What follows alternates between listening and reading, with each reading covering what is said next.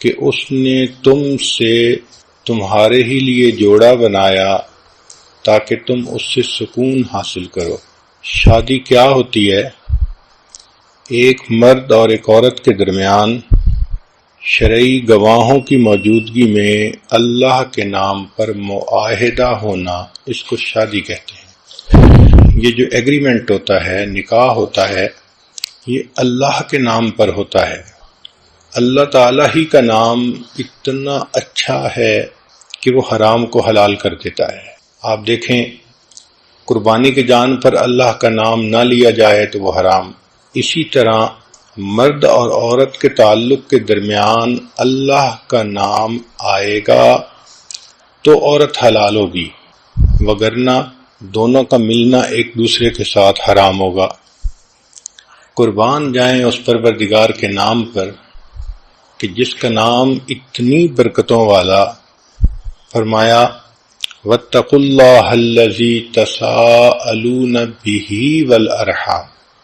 دیکھا، اللہ کے نام پر عورت مرد کے لیے حلال ہوتی ہے، مرد عورت کے لیے حلال ہوتا ہے۔ تو اس شادی خانہ آبادی میں اس اللہ کو نہ بھولیں جس پروردگار کی وجہ سے دونوں میاں بیوی بنے۔ نکاح سے پہلے دونوں ایک دوسرے کے لیے غیر محرم تھے۔ لڑکے کے لیے لڑکی کو دیکھنا حرام، لڑکی کے لیے لڑکے کو دیکھنا حرام۔ اتنی اجنبیت، دوری۔ اللہ کا نام درمیان میں آیا، اتنے قریب ہو گئے کہ اب وہ بیوی سب اپنوں سے بڑی اپنی بن گئی، شریکہ حیات بن گئی۔ اس لیے شادی کے مقاصد ذہن میں رکھنے ضروری ہیں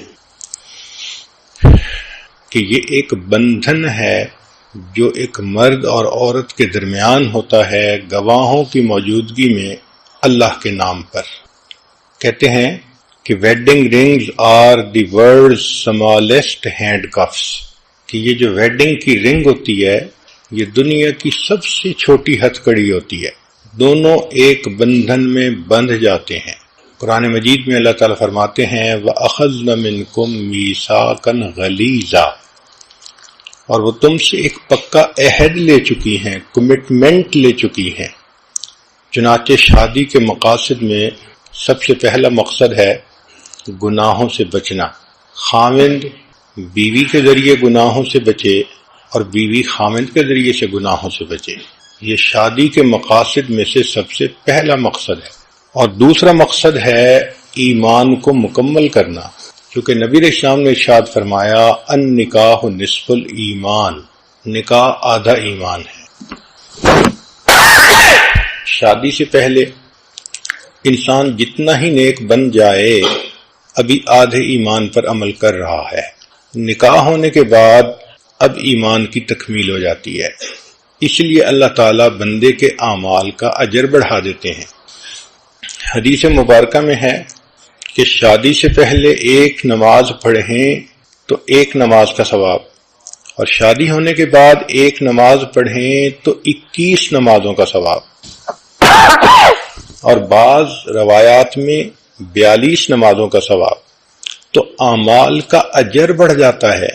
اس کی کیا وجہ ہے کہ رب کریم یہ فرماتے ہیں کہ میرے بندے، پہلے تیرے اوپر صرف حقوق العباد تھے، ایک نماز کا اجر ایک ملتا تھا کہ صرف حقوق اللہ تھے، اب تیرے اوپر حقوق العباد بھی آ گئے۔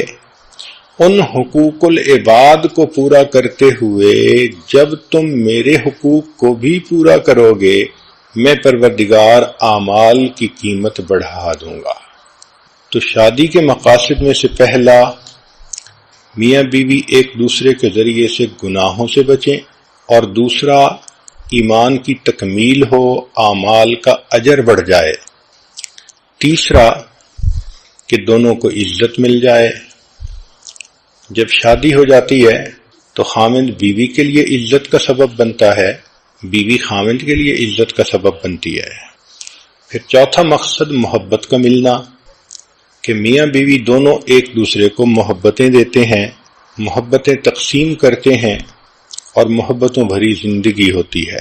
پھر پانچواں مقصد ہے شریک حیات کا ملنا، کہ انسان زندگی کا ساتھی پا لیتا ہے، زندگی کے حالات کے اتار چڑھاؤ میں کوئی اس کا اپنا ہوتا ہے، وہ ایک دوسرے کے ساتھ شیئر کر سکتے ہیں، وہ دونوں مل کر زندگی کے غموں کا بوجھ اٹھا سکتے ہیں۔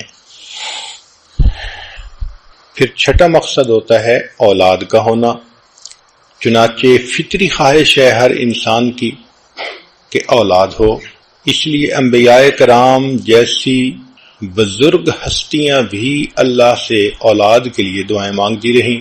حضرت زکریا علیہ السلام نے دعا مانگی، رب انی وہن العظم منی واشتعل الرأس شیبا، اے میرے پروردگار اتنا بوڑھا ہو گیا ہوں کہ میری ہڈیاں بوسیدہ ہو گئیں اور میرے بال سفید ہو گئے، لیکن ابھی بھی میں آپ کے درگاہ سے اس نعمت کے حاصل کرنے میں مایوس نہیں ہوا، میں ابھی بھی دعا مانگتا ہوں۔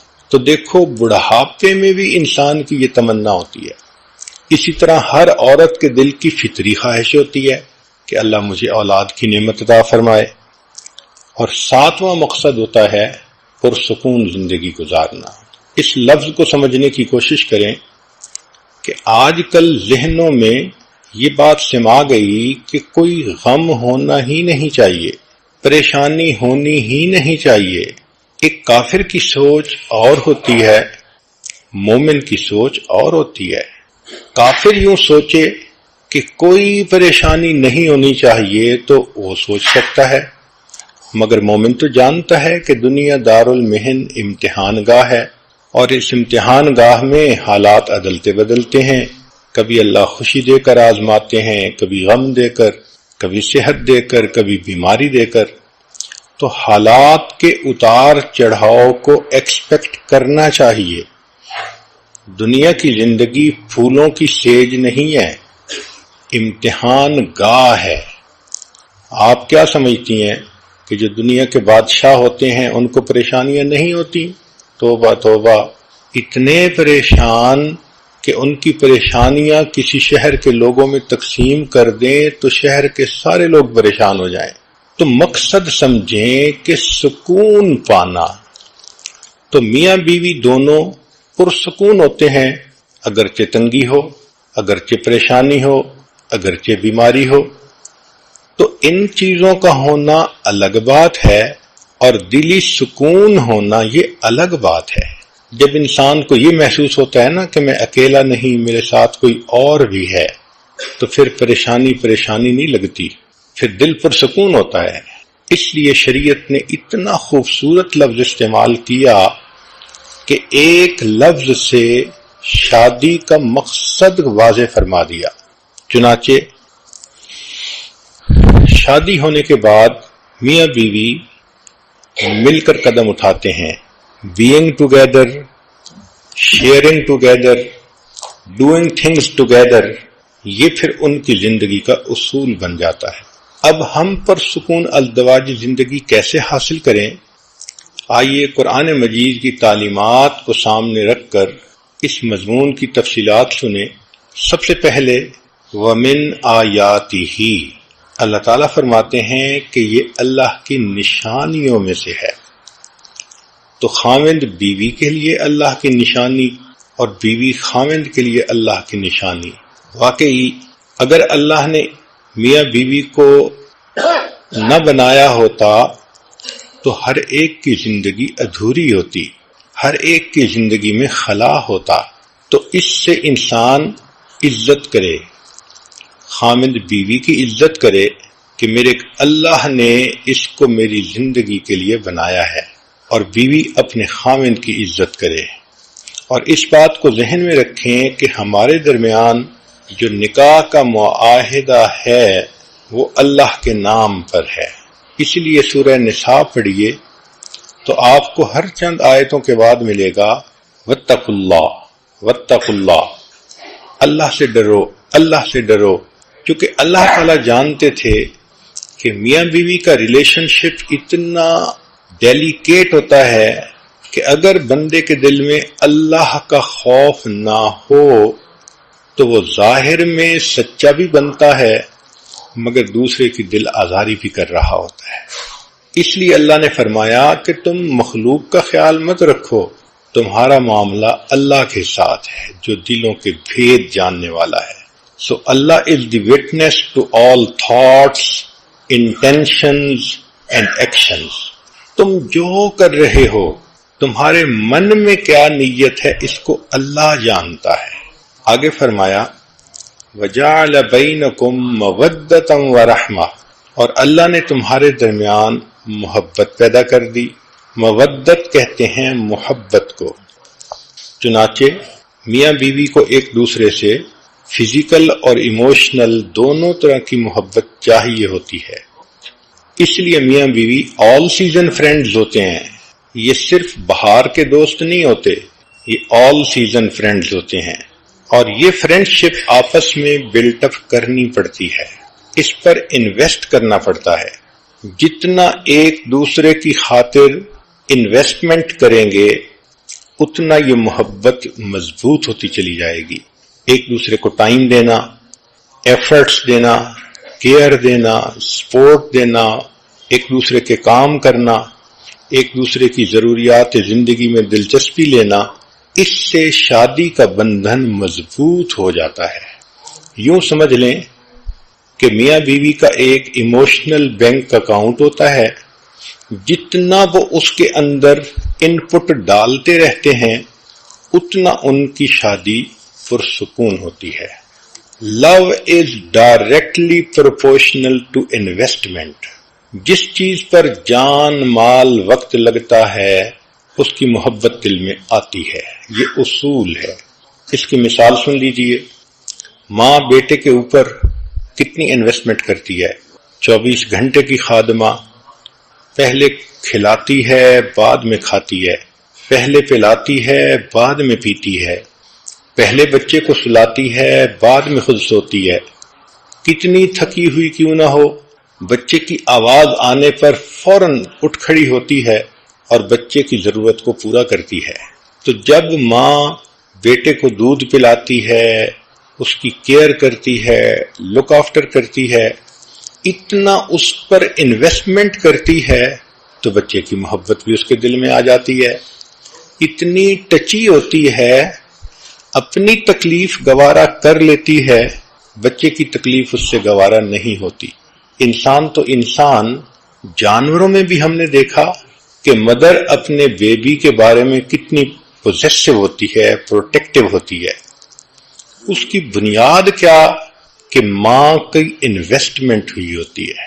اب ایک ماں کا بیٹا ہو اور اس کو فوراً لے کر کسی اور کے حوالے کر دیں تو آپ دیکھیں گے کہ ان دونوں کے درمیان آپس میں محبت کا رشتہ گہرا نہیں ہوگا۔ اسی طرح جو لوگ دین کے اوپر جان، مال اور وقت لگاتے ہیں ان کے دل میں دین کی عزت آ جاتی ہے، محبت آ جاتی ہے، قدر آ جاتی ہے۔